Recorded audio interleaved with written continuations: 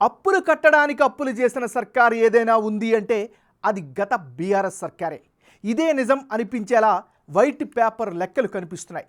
ఆర్థిక వ్యవస్థను సరిగా నడపకపోవడం, నిర్లక్ష్యంగా వ్యవహరించడంతో చాలా వరకు అప్పులు పేరుకుపోయాయని, అవి తీర్చలేని పరిస్థితికి వెళ్ళిపోయాయి అన్న వాదనను కాంగ్రెస్ ప్రభుత్వం జనం ముందుకు తీసుకొచ్చింది. ఏ విషయంలోనూ గత ప్రభుత్వానికి సీరియస్నెస్ లేదు అన్న విషయాన్ని హైలైట్ చేసింది.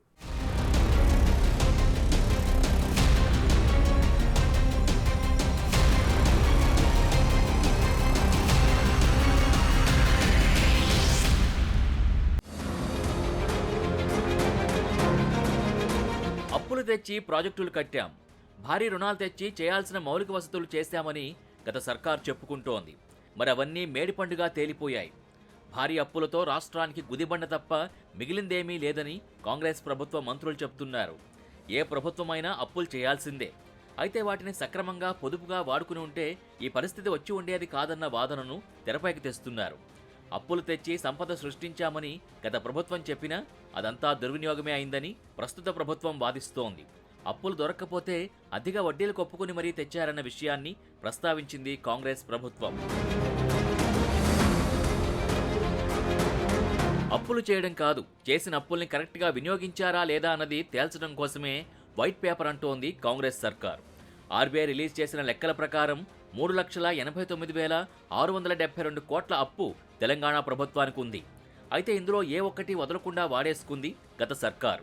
చివరికి ప్రావిడెంట్ ఫండ్ 14,687 కోట్లు, రిజర్వ్ ఫండ్ 2,087 కోట్లు ఇలాంటి వాటిని వాడేసింది. సొంత పన్నుల ద్వారా తెలంగాణ ఆదాయం పెంచుకుందని ఆర్బీఐ చెప్పింది. ఆదాయం పెంచుకునేందుకు నిరుపయోగమైన భూముల్ని అమ్మాలని సూచనలు చేసింది. అయితే ల్యాండ్ బ్యాంకు పూర్తిగా లేకుండా చేయడం కూడా కరెక్ట్ కాదన్న వాదన ఉంది. రాబడుల అంశాలు, రాష్ట్రాల ఆర్థిక సామర్థ్యం పేరుతో ఇటీవలే రిపోర్ట్ రిలీజ్ చేసింది ఆర్బీఐ. ఇందులో రాష్ట్రంలో మొత్తం అప్పుల్లో ఏడాదిలోపే చెల్లించాల్సినవి 3.6% ఉన్నాయంది. ఏడాది పైన 5 ఏళ్లలోపు చెల్లించాల్సినవి 26.5%, 5 ఏళ్ల పైన 10 ఏళ్లలోపు చెల్లించాల్సినవి 11.5%, 10 ఏళ్ల నుంచి 20 ఏళ్లలోపు చెల్లించాల్సినవి 37.5%, 20 ఏళ్ల తర్వాత చెల్లించాల్సినవి 21% ఉన్నాయి.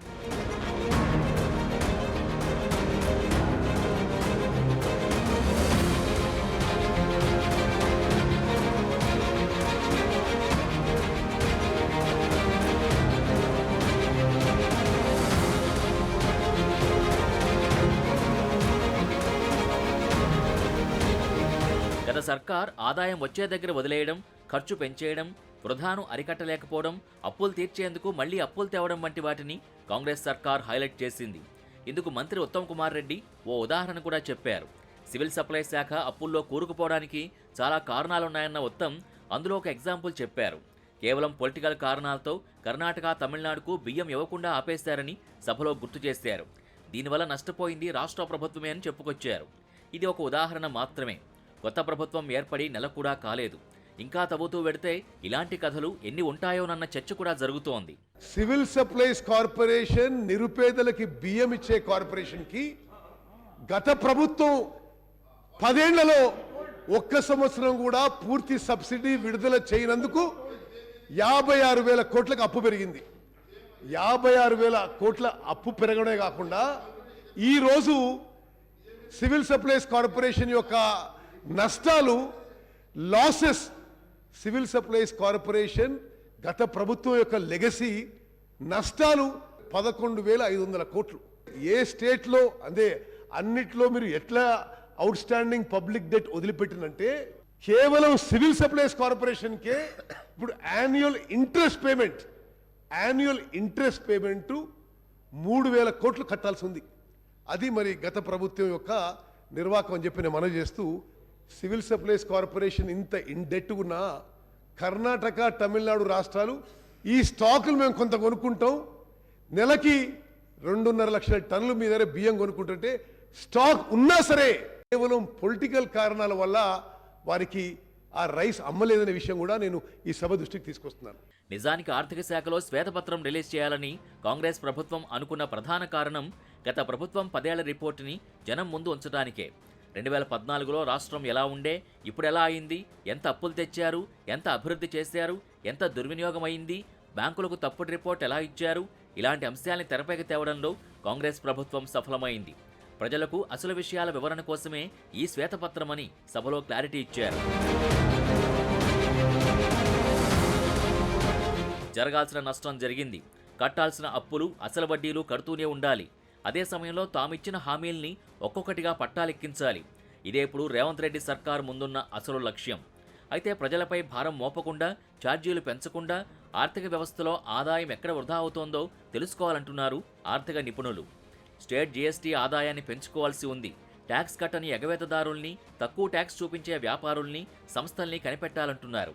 ఇప్పటికే ఉన్న రాష్ట్ర జీఎస్టీ ప్రత్యేక పరిశోధనా విభాగాన్ని మరింతగా బలోపేతం చేయాలంటున్నారు. ఎక్సైజ్ ఇన్కమ్ పక్కాగా ప్రభుత్వ ఖజానాకు రాబట్టుకోవాలన్న సూచనలున్నాయి. అలాగే సేల్స్ ట్యాక్స్ వసూళ్ల విషయం కూడా కీలకమంటున్నారు. గ్రేటర్ హైదరాబాద్ ఆస్తి పన్ను విషయంలో కమర్షియల్, రెసిడెన్షియల్ విభజన చేయడం ముఖ్యమంటున్నారు. ప్రభుత్వ ఖజానాకు ఖచ్చితంగా రావాల్సిన ప్రతి రూపాయిని రాబట్టాలంటున్నారు. వృధాని అరికట్టాలన్న సూచనలున్నాయి. ఇది ప్రజాప్రభుత్వమని కాంగ్రెస్ మొదట్లోనే ప్రకటించింది. ఆ లెక్కన అన్నీ పారదర్శకంగా ఉండాలని డిసైడ్ అయ్యారు. అందులో భాగమే ఈ శ్వేతపత్రాల రిలీజ్ అని చెప్పుకొచ్చారు. గత కేసీఆర్ సర్కార్ ఏ పని చేసినా ఆన్లైన్ బదులు అన్నీ ఫిజికల్ వర్క్కే ప్రాధాన్యత ఇచ్చారు. ఏ ఫైల్ ఎటు వెళ్ళిందో ఏం సంగతో తెలియని పరిస్థితి. కేవలం కరోనా టైంలోనే ఈ ఆఫీస్ విధానాన్ని అప్పటి సర్కార్ ఉపయోగించింది. కరోనా పోయిన తర్వాత పాత పద్ధతులకే కేసీఆర్ మొగ్గు చూపారు. ఇలా ఫిజికల్ ఫైల్స్ విధానానికి ఎందుకు అతి ఇష్టం ప్రదర్శించారు అన్నది కీ పాయింట్. పైగా జీవోల్ని కూడా బయటకు రిలీజ్ చేయకుండా ఆపేశారు. ఆ తర్వాత హైకోర్టు ఆర్డర్తో పెడుతున్న కాన్ఫిడెన్షియల్ అని ఇంకేదేదో పేర్లు చెప్పి బ్లాంక్ పేజ్ పెడుతున్న పరిస్థితులు ఉంటున్నాయి. ఇవన్నిటినీ మార్చే పనిలో ప్రస్తుత కాంగ్రెస్ ప్రభుత్వం ఉంది.